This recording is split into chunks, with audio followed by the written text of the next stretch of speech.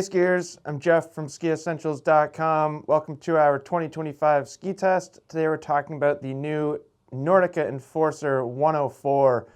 Big changes to the Enforcer line for 2025, although overall the theme remains relatively consistent.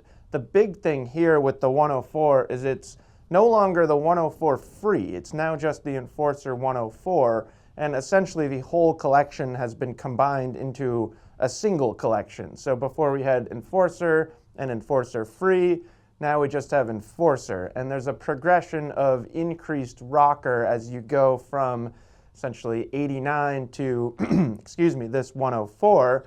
But interestingly, if we compared this ski to the 2024 Enforcer 104 Free, this has, this has considerably less rocker. So it is an interesting change. Essentially what they've done is they've made this a more directional ski compared to the Enforcer 104 Free.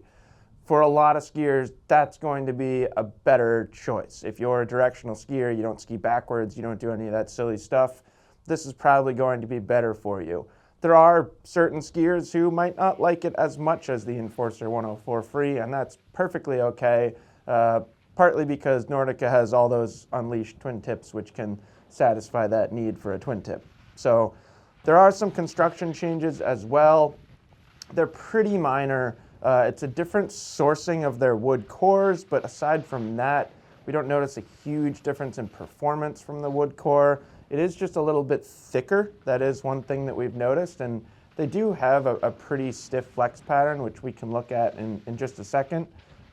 They've also brought the metal in a little bit. So still 2 sheets of metal in these skis, but they've kind of just brought it away from the edge of the ski very slightly by like 2 millimeters or something like that. And it's just giving it a little bit better compliance as you kind of tip it up on edge. Just feels a little bit better. And then we got 2 layers of fiberglass kind of sandwiching that wood core. And in that fiberglass is carbon stringers, which kind of help boost its responsiveness and energy. This is a pretty big ski. This is an Enforcer 104, so it's 104 underfoot, and this is a 185 centimeter length. And yeah, unsurprisingly, 2,320 grams. So it's pretty heavy. It's a hefty, strong, pretty burly ski, which isn't surprising either because that's something that you could say about the entire Enforcer collection.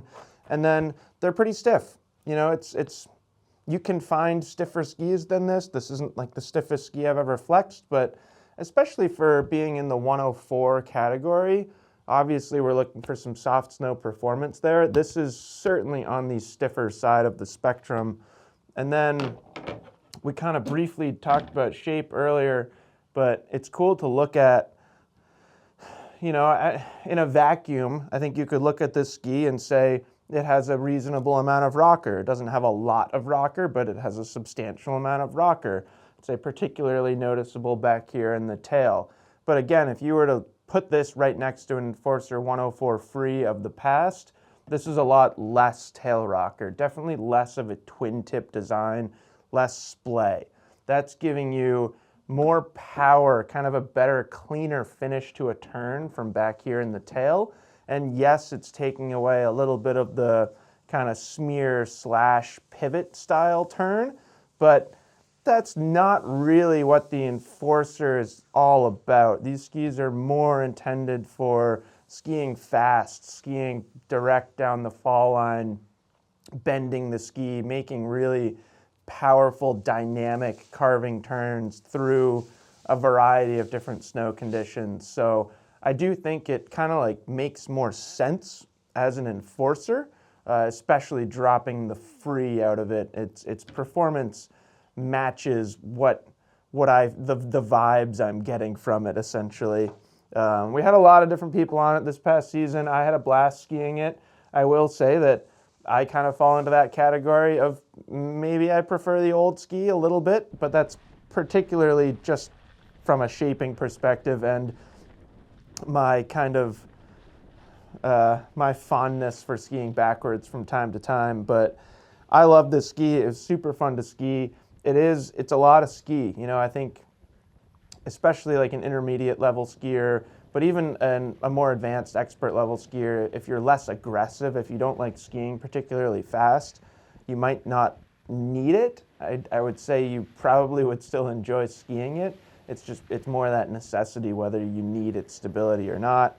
Matt Stremecki, who you've seen in a lot of our content over the past, I don't know, year and a half or so, who we're trying to use him more and more, get a younger perspective than Bob or myself. He called this thing an absolute rocket ship, and I thought that was just a perfect way to describe it. It truly is a rocket ship. And the other thing that he commented on was no ski that's 104 underfoot has any business carving as well as this ski does. And that's something that is true across the board with enforcers. Just regardless of their width, they carve unbelievably well. So if you're looking for kind of a soft snow oriented ski, but one with seemingly endless strength and a ton of really good carving performance, I would take a long look at this Enforcer 104. So let us know if you have any questions about it. Check out all the feedback on the ski test pages, and we will see you out there on the slopes.